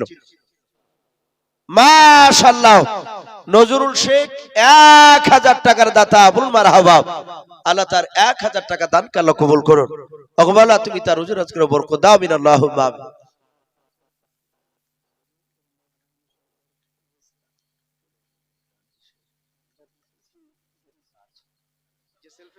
সুবহানাল্লাহ। জার্জিস হোসেন জার্জিস হোসেন, ওনার মেয়ে আলামিন মিশনে পড়াশোনা করে। উনি বলছেন 5,000 টাকার দাতা, বলুন মারহাবা, বলেন আরে তাকবীর। আল্লাহ রাব্বুল আলামিন তার 5,000 টাকা দানকে কবুল করে নিয়ে ভাইজানের মেয়েকে দ্বীনের খাদিম হিসাবে আল্লাহ কবুল করে নেন, বলুন আল্লাহুম্মা আমিন। তাকে উচ্চ শিক্ষায় শিক্ষিতা দান করুন, বলুন আল্লাহুম্মা আমিন। বাপজি, অনেক মেয়েরা ডাক্তার হলো, শুধু ওই মানুষের বাপজি দাঁড়াদের দিকে নমাজ পড়ার কথা বললি যে খিদমত হয়, শুধু তা নয়, ডাক্তারি করে বাপজি মানুষের সেবা করা, এটা একটা সুযোগ বাপজি। কিন্তু তার উদ্দেশ্য যদি ডাকাতি না থাকে, আল্লাহ রাব্বুল আলামিন তার মেয়েকে রব্বুল আলামিন যেন বড় জায়গায় পৌঁছে দেন এবং মানুষের যেন খিদমত করে নেন, বলুন আল্লাহুম্মা আমিন। ভাই আসে আর একটা হবে না ভাই। শাহজাহান 500 টাকা, আল্লাহ তার দানকে কবুল করুন, আল্লাহুম্মা আমিন। ভাই আপনারা দিয়েছেন, এনামুল ভাইয়ের হাতে দিয়েছেন, তারপরে বাপজি একটু শেষের বেলায় দোয়া করব বলে, তার আগে মাস্টার বেনজির এখানকারই নাকি মাস্টার মশাই বসে আছে, উনিও বলছেন আমি 5,000 টাকার দাতা, বলুন মারহাবা। আল্লাহ তার 5,000 টাকা দানকে কবুল করে নিয়ে তার আত্মীয় স্বজন কবর আযাবকে মাফ করুন। আল্লাহ ওগো মাওলা, তুমি তার মাল সম্মান ইজ্জত তুমি বাড়িয়ে দাও। আল্লাহ তুমি তার ঈমানটা হযরতে ওমর ফারুকের মতো বানিয়ে দাও, বলুন আল্লাহুম্মা আমিন। ভাই আসি, দুটো হয়ে গেছে 5,000, ইনশাআল্লাহ চেষ্টা করলে আরো একজন হবে। ভাই একটু আসি, সুবহানাল্লাহ। টিপু ভাইয়ের সালাম ডলার শেষ। আপনারা জানেন যে টিপু আমার খুব কাছের বন্ধু, এলাকায় 3টা মানুষ আমার খুব কাছের, প্রায় মানুষ জানে এই টিপু ভাই ফটিক আর তৈব। তো ভাই তার মধ্যে থেকে টিপু ভাইয়ের শালো ডলার শেখ নাকি, উনি 5,000 ফার্মেসি করেছে। 5,000 কত? 500 টাকা দাতা, বলুন মারহাবা, নারে তাকবীর। 5,500 টাকা আল্লাহ তার দানকে কবুল করে নিয়ে আল্লাহ তুমি তার ফার্মেসি যে ব্যবসা তুমি তাতে বরকত দিয়ে, বলুন আল্লাহুম্মা আমিন। আল্লাহ বালা মুসিবত থেকে হেফাজত করো, তার আত্মীয় স্বজন কবর আযাবকে maaf করে দাও, বলুন আল্লাহুম্মা আমিন। ভাই আসি, 3টে হলো ভাই, আর একটা 5,000 টাকার বাপজি দিলে, বাপজি খলিফাতুর রাশিদিন 4টে খলিফা ছিল, আবু বকর, ওমর, ওসমান, আলী রাদিয়াল্লাহু তাআলা আনহু আজমাইন। আর আমরা জানি আসমানি কিতাব হচ্ছে বাপজি 4খানা, কোরআন, তাওরাত, জাবুর আর ইনজিল। বাপজি 3 জানা হয়েছে, আর একটা যদি বাপজি কেউ থাকতে দে ভাই ইনশাআল্লাহ দোয়া হবে। জি, আর একটা মানুষকে হবে না ভাই। মা বোনদের কাছ থেকে কেউ যদি থাকে 200 150 আল্লাহর ঘরে ইনশাআল্লাহ দিতে পারে ভাই। আর একটা যদি 5,000 টাকার কোন বান্দা, আপনি এই যে সামনে এই যে জালসা হলো, আগামী বছর জালসার আগ পর্যন্ত শোধ করবেন ইনশাআল্লাহ। জি, সুবহানাল্লাহ, বলেন নারে তাকবীর। এই যে জানু ভাই, ওনার ভালো নাম জয়দুল হক ইসলাম, জয়দুল ইসলাম। উনি বলছেন আমি 10,000 টাকার দাতা, বলুন মারহাবা। আল্লাহ তার 10,000 টাকার দানকে কবুল করে নিয়ে ওগো মাওলা তুমি তার আব্বাকে শিফায়ে কামিলা দান করো, বলুন আল্লাহুম্মা আমিন। আল্লাহ তুমি সুস্থতা দান করো, যে ডাক্তারের হাতে ওষুধ খাচ্ছে মাওলা তুমি সেই ডাক্তারের হাতে তুমি যশ দান করো, বলুন আল্লাহুম্মা আমিন। আল্লাহ ভালো না করলে পৃথিবীর কেউ ভালো করতে পারবে না। দোয়া করি তার রুজিতে বরকত দিন, তার আত্মীয় স্বজন কবর আযাবকে maaf করুন, বলুন আল্লাহুম্মা আমিন। ভাই আলহামদুলিল্লাহ, যথেষ্ট আপনারা ভাঙা মজলিসে শেষের বেলায় যথেষ্ট বাপজি দানের হাত বাড়ালে। আকরাম মেম্বার উনি 1,000 টাকার দাতা, বলুন মারহাবা। আল্লাহ তার 1,000 টাকা দানকে কবুল করুন, তার আত্মীয় স্বজন কবর আযাবকে maaf করুন, আল্লাহুম্মা আমিন। আফরোজা বাবা, তার স্বামী বেঁচে নাই, ওনার স্বামীর নামে 1,000 টাকা নগদ দিয়েছে। আল্লাহ তার 1,000 টাকার বদলে তার স্বামীর কবর আযাবকে maaf করুন, বলুন আল্লাহুম্মা আমিন। আফরোজাবার ইমানটা হযরত মা ফাতেমা জোহরা রাদিয়াল্লাহু তাআলা আনহার মতো বানিয়ে দিন বলুন আল্লাহুম্মা আমিন। ভাই বাপজি, কমিটির এখনো মোটামুটি মানুষ কয়েকজন বাকি আছে ভাই। ও আকরাম সাহেব যে আপনার 1000 টাকা ওয়াদা করেছিলেন নগদ দিয়ে দিলেন, আল্লাহ কবুল করুন। আর কেউ নাই ভাই? জি, আমরা জানি রাসূল বলেছেন গভীর যত রাত্রি হয় তত আল্লাহ প্রথম থেকে বাপজি দ্বিতীয় আসমানে নেমে আসে, এসে বলে বান্দা আমার কাছে চাও, দোয়া চাও, আমি আল্লাহ দেওয়ার জন্য নেমে এসেছি, আমি দিব। ইনশাআল্লাহ বাপজি দোয়া হবে, আল্লাহর কাছে আমরা চাইবো। এই দোয়ার আগে চাওয়ার আগে যদি আর কেউ থাকেন বাপ দোয়া কাজ না, ইনশাআল্লাহ একটু তাড়াতাড়ি নামটা বাপজি করতে পারেন। দেখেন ভাই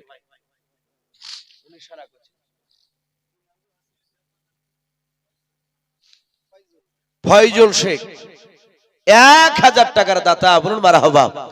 আল্লাহ তার 1000 টাকা দানকে আল্লাহ কবুল করুন, তার আত্মীয় স্বজন কবর আযাবকে মাফ করুন, বলুন আল্লাহুম্মা আমিন। ভাই আলহামদুলিল্লাহ যথেষ্ট দিয়েছেন শোনা। প্রতিটা বাপজি ভাই মা বোনদেরকে বলবো আমরা সকলে একবার দুরূদ পড়ে নিই। দুরূদ ইব্রাহিম, আল্লাহুম্মা সাল্লি আলা মুহাম্মাদি ওয়া আলা আলি মুহাম্মাদ কামা সাল্লাইতা আলা ইব্রাহিম ওয়া আলা আলি ইব্রাহিম ইন্নাকা হামিদুম মাজিদ। আল্লাহুম্মা বারিক আলা মুহাম্মাদি ওয়া আলা আলি মুহাম্মাদ কামা বারাকতা আলা ইব্রাহিম ওয়া আলা আলি ইব্রাহিম ইন্নাকা হামিদুম মাজিদ। মাওলানা রহমাতুল্লাহ সাহেব আলাইকুম বলে যে আপনারা চেনেন, উনিও বলছেন আমি 1000 টাকা। ওনার মনে আব্বা মা শাশুড়ি তিনজনাই মারা গেছে। এর আগেও বাপজি একটা জায়গায় জালসায় উনি কাঁদছিলেন একটু দোয়ার জন্য, ওনার আব্বা মা এবং শাশুড়ি মার জন্য উনি 1000 টাকা দিয়েছেন। দোয়া করি আল্লাহ তার আব্বা মা শাশুড়ি মার কবর আযাবকে মাফ করুন, বলেন আল্লাহুম্মা আমিন। বলেন আরে তাকবীর। মাওলানা সাহেব 1000 টাকা দিয়েছেন, আল্লাহ কবুল করুন। বাপজি আমরা যে অবস্থায় আছি আমরা একটু দোয়া করি ভাই। আল্লাহুম্মা আমিন। রব্বানা যালামনা আনফুসানা ওয়া ইল্লাম তাগফির লানা ওয়া তারহামনা লানাকুনান্না মিনাল খাসিরিন। রব্বানা লা তুযিগ কুলুবানা বা'দা ইয হাদাইতানা ওয়া হাব লানা মিন লাদুনকা রাহমা ইন্নাকা আনতাল ওয়াহ্হাব। আয় আল্লাহ, রাত্রি 1টা প্রায় 10 বাজতে চলল রে মাওলা। ওগো রব্বুল আলামিন, গভীর রাত্রিতে তোমার ইমানদার বান্দা বান্দীদের কিনে হাত উঠিয়েছে। আয় আল্লাহ, তুমি দা মেহেরবান করে আমাদের সকল হাতগুলো তুমি কবুল করে নাও। ওগো রব্বুল আলামিন, আমরা সকলেই গুনাহগার খাকসার নাদান তোমার বান্দাও। আল্লাহ, দিনের আলো রাত্রির অন্ধকারে মালা সগীরা কবিরা জানো অজানাও ছোট বড় যাবতীয় গুনাহ করে ফেলেছি আল্লাহ। আয় আল্লাহ, তুমি রহমতের নজরে তাকায়াও, আমাদের সকলের ছোট বড় জীবনের যাবতীয় গুনাহগুলো তুমি মাফ করে দাও। আয় আল্লাহ, এই জালসার মাহফিল তুমি কবুল করে নাও রব্বুল আলামিন। আয় আল্লাহ, এই জালসার কমিটি ভাইয়েরা বাপজিরাও কত হাড় ভাঙা পরিশ্রম করে জালসার মাহফিল আয়োজন করেছে রে মওলাও। কেউ টাকা দিয়ে, কেউ শ্রম দিয়েও। আয় আল্লাহ, তুমি তো মেহেরবান করে সমস্ত কমিটি ভাই বাপজিদের মেহনত তুমি কবুল করে নাও। আল্লাহ, তুমি সকল কমিটিকে দিনদার মুত্তাকিন পরেজগার 5 ওয়াক্ত নামাজ বানিয়ে নাও। আয় আল্লাহ, তুমি তাদের ঈমান আবু বকর সিদ্দিক রাদিয়াল্লাহু তাআলা আনহুর মতো ঈমান বানিয়ে দাও। আয় আল্লাহ রব্বুল আলামিন, তোমার বান্দা বান্দীদেরকে সামনে রেখে আয় আল্লাহ শেষের বেলায় 1500 100 করে চেয়েছিলাম। তোমার অনেক বান্দারাও কেউ 300 টাকা, কেউ 200 টাকাও, কেউ 500 টাকাও, আয় আল্লাহ কেউ 100 টাকাও, আয় আল্লাহ কেউ 5000 1000, আয় আল্লাহ কেউ 5500, কেউ 10,000, এইভাবে তোমার বান্দা বান্দীরা দান করেছেন মওলা।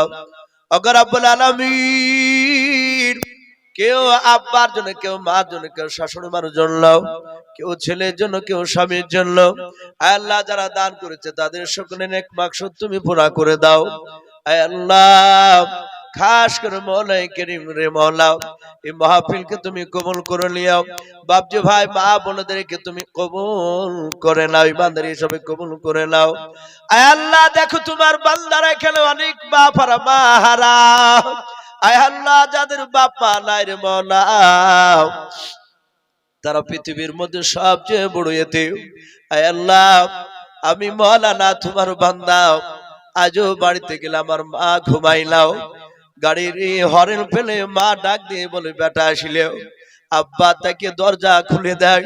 আয় আল্লাহ এখানে অনেক বান্দা রয়েছে যাদের আব্বারা বাড়িতে ঢুকলে, সন্তান ঢুকলে, কেউ চালা থাক না থাক বাপ মা ঘুমাইলাও ডাক দেয়। আয় আল্লাহ এখানে অনেক ছেলে রয়েছে রে মহলা, তোমার বান্দা রয়েছে, বান্দি রয়েছে, তারা আজ গভীর রাত্রিতে বাড়িতে গেলে বেটা বাড়ি আসলে এ কথা বলার কেউ থাকে না, তার আব্বা মা বেঁচে নাই। ওগো আল্লাহ যাদের বাপ মা বেঁচে নাই রে মহলা, তুমি তাদের বাপ মার কবরে আযাব গুলো তুমি মাফ করে দাও। আয় আল্লাহ আমাদের কারো দাদা দাদি নানা নানি চাচা চাচি অনেকে ছেলে মেয়ে আত্মীয় স্বজন চলে গিয়েছে রে মহলা, তুমি আমাদের সকলের আত্মীয় স্বজনের কবরে আযাব গুলো তুমি মাফ করে দাও। আয় আল্লাহ আমার বন্ধু মাওলানা রহমাতুল্লাহ সাহেবের আব্বা মা শাশুড়ি মা চলে গিয়েছে মহল্লা, তুমি তাদের কবরে আযাব গুলো তুমি মাফ করে দাও।